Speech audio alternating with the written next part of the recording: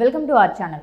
నమస్తే అండి. నమస్తే సౌజన్య, మన వీక్షకులు కూడా నమస్కారం. ఇంతకుముందు వైఎస్ జగన్మోహన్ రెడ్డి గారు అధికారంలో ఉన్నప్పుడు ఆయన పార్టీకి అనుకూలంగా అంటే ఎవరైతే ఐఏఎస్ ఆఫీసర్స్ ఐపీఎస్ ఆఫీసర్స్ ఉన్నారో వాళ్ళందరూ అనుకూలంగా పనిచేసిన వాళ్ళు చాలామంది ఉన్నారు. ఇప్పుడు వాళ్ళు కొంతమంది బదిలీ అయిపోయారు కూటమి ప్రభుత్వం వచ్చిన తర్వాత. అందులో ఇంతకుముందు చేసిన నిఘా చీఫ్గా వ్యవహరించిన సిఎస్ఆర్ ఆంజనేయులు ఇప్పుడు ముఖ్యమంత్రిని కలవడానికి చాలా పడిగాపులు కాస్తున్నారని అయితే అర్థమవుతుంది.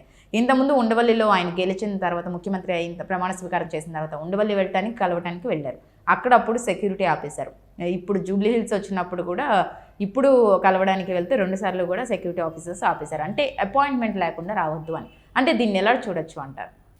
ఎవరైనా ఉన్నతాధికారులు ఐపీఎస్ కానీ ఐఏఎస్ ఈ ఆల్ ఇండియా అఖిల భారత సర్వీస్ అధికారులు ఏ ప్రభుత్వంలో ఉన్నప్పుడైనా తమ వ్యక్తిత్వాన్ని కాపాడుకోవాలి. అవతలాళ్ళు ఇప్పుడు వీళ్ళేమి సునకాలు కాదు కదా, ఉష్కో అంటే వెళ్ళి కరిచేయటానికి.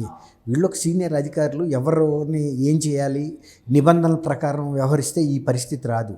నిబంధనల్ని పక్కన పెట్టేసి ఆ ముఖ్యమంత్రి సర్వస్వం, ఆయనకి మేము భృత్యులమి సేవకులమి, వాళ్ళు ఏది ఆదేశిస్తే అది చేస్తాము, ఎవరిని కరవమంటే కరుస్తాము, ఎవరిని చంపమంటే చంపుతామంటే ఆ తర్వాత శాశ్వతం కాదు ఈ పదవులు ఆ వ్యక్తులకు కూడా. ఇవాళ జగన్మోహన్ రెడ్డి గారు మరి ఇవాళ ప్రతిపక్ష హోదా కూడా లేని పరిస్థితిలో ఉన్నాడు.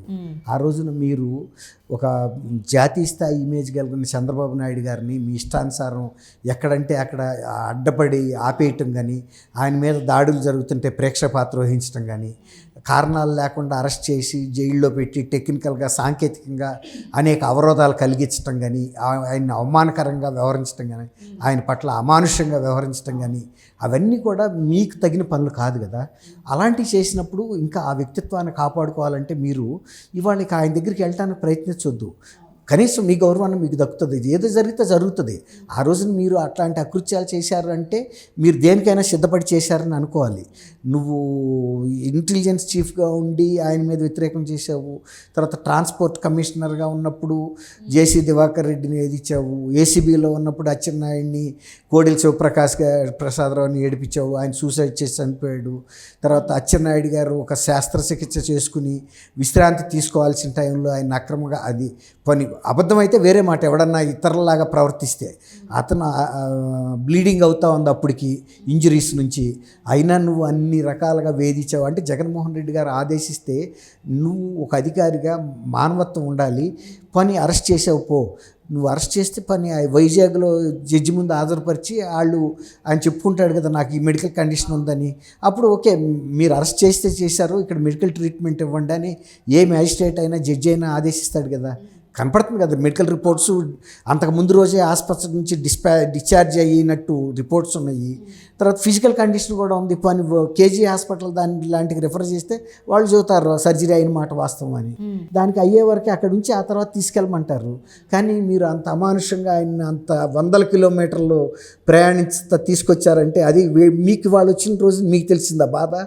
ఆయన ఇంటి చుట్టూ కాలు పిల్లిలాగా పరిగెత్తుతున్నారు అంటే ఏదో మీరు ఎక్స్ప్లెనేషన్ ఇవ్వడానికి ప్రయత్నిస్తున్నాడు అని అనుకోవాలి. అండ్ ఇంకోటి ఏంటి అంటే చంద్రబాబు నాయుడు గారి అరెస్ట్ టైంలో కూడా కీలక వ్యక్తిగా ఉన్నారని కూడా ఆయన ఉన్నాడు, సంజయ్ గారు ఉన్నాడు. తర్వాత అక్కడ ఒక ప్రెస్ కాన్ఫరెన్స్ పెట్టాడు, ఇక్కడ ప్రెస్ కాన్ఫరెన్స్ పెట్టాడు, ఢిల్లీలో పెట్టాడు సంజయ్ గారు కూడా. ఈ రకంగా అధికారులు ఎవరైతే వాళ్ళ అధికారాన్ని దుర్వినియోగం చేశారో, అవతరాలను వేధించారో వాళ్ళు మనుషులే కదా, వాళ్ళకి శివునెత్తురు ఉంటుంది కదా, కోపతాపాలు ఉంటాయి కదా, బాధ ఉంటుంది కదా, ఆవేశం ధర్మాగ్రహం ఉంటుంది కదా. అలాంటప్పుడు వాళ్ళు కూడా మరి మీకు ఇంకా నయ్యం, వాళ్ళు మిమ్మల్ని ఇంకా వేధిస్తలా. కనీసం సున్నితంగా మీరు వచ్చినప్పుడు మిమ్మల్ని కలవటానికి వాళ్ళ మనసు ఒప్పట్లేదు కాబట్టి కలవట్లేదు. మనసు చంపుకుని మిమ్మల్ని కలవాల్సిన అవసరమే ఉంది. మీరు ఏ ముఖమైనా పెట్టుకుని వెళ్ళటానికి మీరు సిద్ధపడ్డారు. కానీ ఒక శివునెత్తురుండ వ్యక్తి చంద్రబాబు నాయుడు గారు మీరు ఇంత చేసినా కూడా మిమ్మల్ని కలిసి నవ్వుతా మీరు ఇచ్చే బొకే తీసుకోవటం ఆయనకి ఇష్టం లేదు. ఎందుకంటే మీ మీద సరైన అభిప్రాయం లేదు, మీ ప్రవర్తన బాగాలేదు. అందుకని ఆయన సున్నితంగా తిరస్కరించాడు. అదే మీరు అట్ట చేయలేదే. ఏ ప్రతిపక్ష నాయకుడిని కూడా భౌతికంగా కూడా వేధింపులకు గురి చేశారు. అంతెందుకు వాళ్ళ సొంత పార్టీ రఘురామకృష్ణరాజు గారిని సునీల్ కుమార్ సిఐడి చీఫ్గా ఉన్నప్పుడు అరెస్ట్ చేసి 3rd డిగ్రీ పెట్టి ఇంకా పైగా ఆయనకి ఏదో స్కిన్ ఎలర్జీ వచ్చిందని చెప్పారు. ఆయన ఎందుకు చెబుతాడు సొంత ప్రభుత్వం మీద నన్ను 3rd డిగ్రీ పెట్టారంటే అదేమన్నా గర్వకారణమైన విషయం ఆయనకి వ్యక్తిగతంగా ఎంత అప్రతిష్ట పోలీసుల చేతిలో 3rd డిగ్రీ గురయ్యాడంటే అయినా ఆయన మరి చెప్పాడు. మరి అది ఆ కేసు సుప్రీంకోర్టు దాకా వెళ్ళింది. వాళ్ళు కూడా మెడికల్ వాళ్ళు ఇక్కడ హైదరాబాద్లో మిలిటరీ హాస్పిటల్కి రిఫర్ చేశారు ఆయన్ని వైద్యం కోసం. ఇవన్నీ కూడా చేసిన తర్వాత మళ్ళీ సిగ్గు లేకుండా బొకేలు పట్టుకుని వస్తే ఆ బొకేలు అక్కడ కుక్కలకో నక్కలకో ఇవ్వమంటారు తప్ప వ్యక్తిత్వం ఉండాలి, ఎవడు పుచ్చుకుంటాడు కదా. మరి ఇప్పుడు ఇవాళ వీళ్ళందరి పరిస్థితి ఏంటంటే, అంటే అప్పుడు ఎవరైతే జగన్మోహన్ రెడ్డికి ఆయన పార్టీకి అనుకూలంగా పనిచేస్తారో ఇప్పుడు వీళ్ళంతా పరిస్థితి ఏంటంటారు? ఇప్పుడు లైక్ సిఎస్ఆర్ ఆంజనేయులు ఇప్పుడు వ్యక్తిగతంగా మేము వేధింపులు గురి చేయమని అయితే వాళ్ళు చెబుతున్నారు. ఏదన్నా చట్ట ప్రకారం మేము చర్యలు తీసుకుంటామని ముందే చెప్పారు, మాకు ఉండవని. కాబట్టి అంతవరకు వాళ్ళకి రిలీఫ్ దొరికినట్టే కదా. ఇప్పుడు వీళ్ళు ఎక్కడైతే అధికార దుర్వినియోగం చేశారో అలాంటి కేసెస్లో డిపార్ట్మెంట్లుగానైనా ఎంక్వైరీ చేయాలి, లేకపోతే ఇలాంటి కేసెస్ని సిబిఐకి కూడా ఇవ్వాలి. ఎవరైతే అధికార దుర్వినియోగం చేశారో ఒక వ్యవస్థలకు అధిపతులుగా ఉండి రాజ్యాంగపరంగా వాళ్ళకి సంక్రమించిన అధికారాలని వాళ్ళ సొంత ప్రయోజనాల కోసం లేకపోతే ముఖ్యమంత్రి ఆదేశాల మేరకి దుర్వినియోగం చేశారు, అటువంటి వాళ్ళ మీద చర్యలు తీసుకోకపోతే ప్రజల్లో కూడా ప్రభుత్వాల పట్ల సదభిప్రాయం ఉండదు. తర్వాత ఇతరులకు కూడా ఇది ఒక గుణపాఠం కావాలి. మనం సీనియర్స్ ఇలాంటి పనులు చేసి వాళ్ళు ఏ గతి పట్టింది అనేది అది వీళ్ళకి మంచిదే.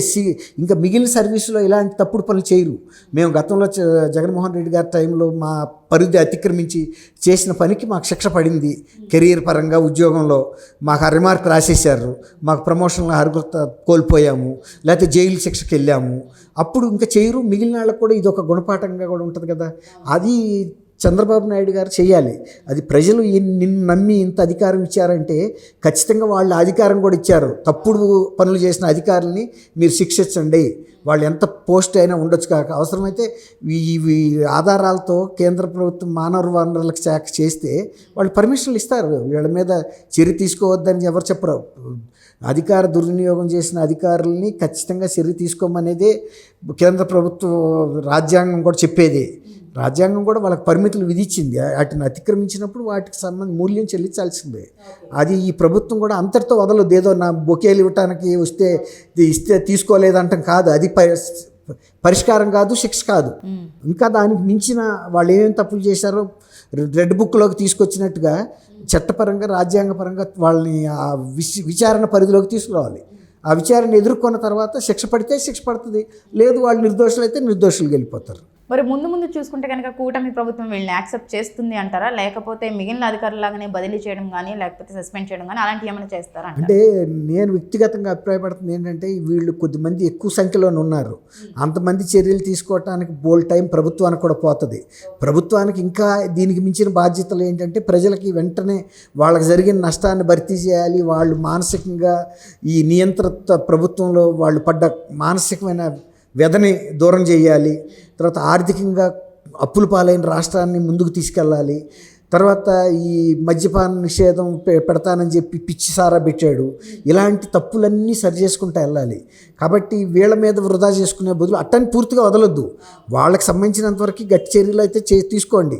ఇక విచారణ ఎదుర్కొన్న తర్వాత వాళ్ళు పడుతుందా లేదా అంటే నేనేమంటానంటే ఒక వేటాడినట్టుగా ఉండద్దు. ప్రతిరోజు వాళ్ళనే పెట్టుకుని కానీ చర్య తీసుకోకపోవటం కూడా ప్రజలు హర్షించరు. ఖచ్చితంగా చర్య అయితే తీసుకోవాల్సిందే.